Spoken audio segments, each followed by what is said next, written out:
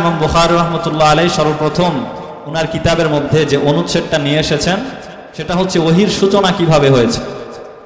এরপরে দ্বিতীয় যে অনুচ্ছেদ নিয়ে এসেছেন ওখানে উনি ঈমানের কথা আলোচনা করেছেন। আমলের আগেই ঈমান এটা আবশ্যকীয়, জরুরি। কারণ ঈমান ছাড়া কোনো আমল আল্লাহ তাআলার দরবারে কবুল হয় না। একটা মানুষ সারা জীবন আমল করেছে কিন্তু তার মধ্যে ঈমান নাই, তাহলে ওই আমলের কোনো দাম আছে? কথা বলেন, ওই আমলের কোনো দাম আছে?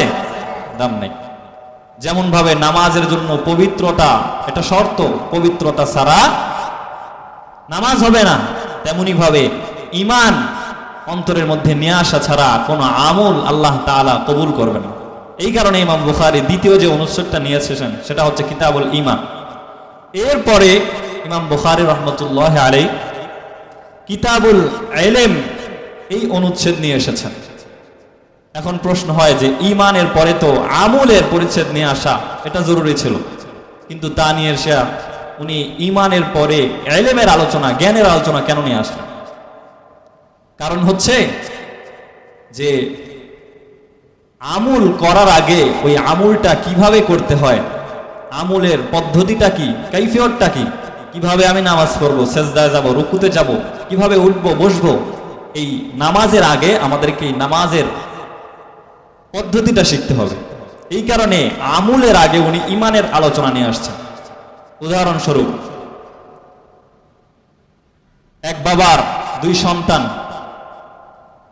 প্রাপ্তবয়স্ক হয়েছে, হওয়ার পরে বাবা তাদেরকে দুইটা অপশন দিছে। দুই সন্তানকে বলছে, তোমাদের দুইজনের মধ্যে তোমরা জ্ঞান অন্বেষণ করতে চাও নাকি আমল করতে চাও, কে কোনটা করতে চাও? বড় ভাই বলে যে আমি আমল করতে চাই, কারণ আমলের বিনিময়ে আল্লাহ জান্নাত দিবেন। আর ছোট ভাই বলেন যে আগে আমি জ্ঞান শিক্ষা করব, আগে ইলম অন্বেষণ করব, তারপরে আমি আমলের দিকে লাগব। দুই ভাই দুই দিকে চলে গেছে। ছোট ভাই ইলম শিক্ষা করার জন্য মাদ্রাসার দিকে চলে গেছে, আর বড় ভাই আমল করার জন্য পাহাড়ের দিকে চলে গেছে। আমল করতেছে, এইদিকে ছোট ভাই লেখাপড়া করতেছে, ইলমে দ্বীন শিক্ষা করতেছে। শিক্ষা করতে করতে করতে করতে অনেক বছর যখন অতিবাহিত হয়ে গেছে, ছোট ভাই ইলম শিক্ষা করে বাড়িতে আসছে। আসার পরে বড় ভাইয়ের খোঁজ নেওয়ার জন্য, যে কেমন আমল করতেছে খোঁজ নেওয়ার জন্য পাহাড়ের দিকে চলে গেছে। যাওয়ার পরে ছোট ভাই দেখে যে বড় ভাই নামাজ পড়তেছে। কি অবস্থায়? গলার মধ্যে একটা মরা ইঁদুর পেঁচিয়ে নিয়ে নামাজ পড়তেছে। ছোট ভাই শুধু দেখতেছে। নামাজ শেষ হওয়ার পরে জিজ্ঞেস করে, কি ব্যাপার ভাই, তুমি নামাজ পড়তেছো, তোমার গলায় মরা ইঁদুর ঝুলানো? বড় ভাই বলে যে আমি যখন এখানে প্রথম প্রথম আসি, আসার পরে আমি ইবাদত করতেছিলাম, কিন্তু একটা ইঁদুর এসে বারবার আমাকে ডিস্টার্ব করতেছে।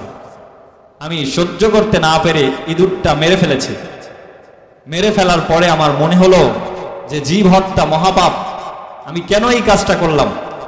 আমি নিজেকে সাজা দেওয়ার জন্য, আমি তো আর ওই ইঁদুরের জান ফিরাই দিতে পারবো না, আমি নিজেকে সাজা দেওয়ার জন্য এই ইঁদুরকে গলায় ঝুলিয়ে নিয়ে নামাজ পড়তেছি। আচ্ছা আপনারা বলেন তো দেখি, মরা ইঁদুর গলায় ঝুলাই নিয়ে নামাজ পড়লে নামাজ হবে? বলেন নামাজ হবে? ওই লোকটা 10-12 বছর ওইভাবে নামাজ পড়ছে। ছোট ভাই বলে, ভাই তুমি যে কষ্ট কইরা এই পাহাড়ে আইসা 10-12 বছর ইবাদত করতেছো, আমল করতেছো, তোমার একটা আমলও আল্লাহ তাআলার দরবার পর্যন্ত পৌঁছবে না, কারণ নামাজের জন্য যে শর্ত তাহারত, পবিত্রতা, এই পবিত্রতাই তোমার মধ্যে নাই। আর ছোট ভাই সে জ্ঞান শিখে আসছে, সে জানে নাপাক পাক কোনটা, নাপাক কোনটা, হালাল কোনটা, হারাম কোনটা। এই কারণে সে বুঝে শুনে আমল করে। তাহলে এখন আপনারাই বলেন, আগে ইলম শিক্ষা করা বেশি প্রয়োজন নাকি আমলের প্রয়োজন? আগে ইলমের প্রয়োজন। এই কারণে আল্লাহ রাসূল সাল্লাল্লাহু আলাইহি ওয়াসাল্লাম বলেছেন, ফজলুল আলিমি আলাল আবিদি কাফজলি আলা আদনাকুম। একটা আলেমের মর্যাদা সাধারণ মানুষের উপর কেমন?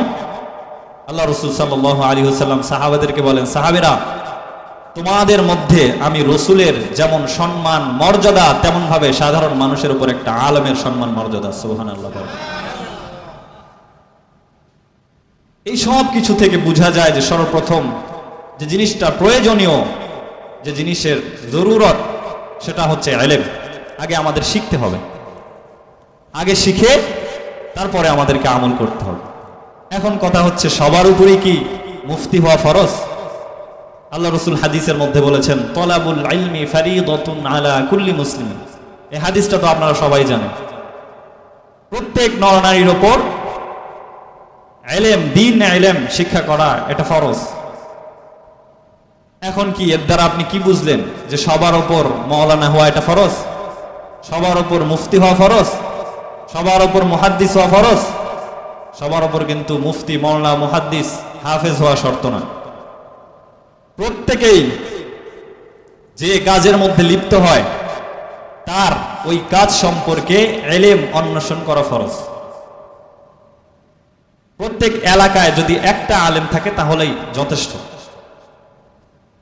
আর প্রত্যেকের উপর যেটা ফরজ হাদিসের দ্বারা যেটা বোঝা যায় সেটা হচ্ছে প্রয়োজন অনুসারে সে যে কাজে লিপ্ত হয় তার কাজ অনুযায়ী প্রত্যেকটা মানুষের ওই পরিমাণ ইলম অন্বেষণ করা ফরজ।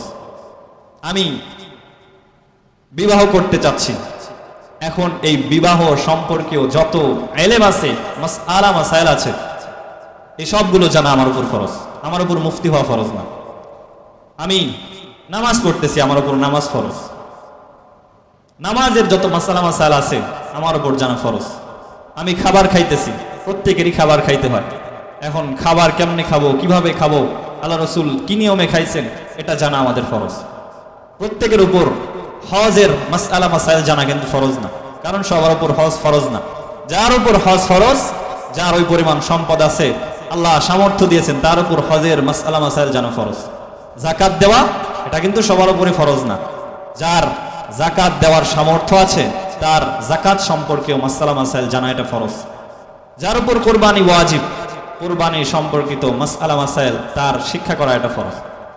যে যে কাজে পতিত হয় ওই কাজ সম্বন্ধে তার ইলম অন্বেষণ করা এটা ফরজ। সবার উপর মুফতি, মাওলানা, মুহাদ্দিস হওয়া ফরজ না।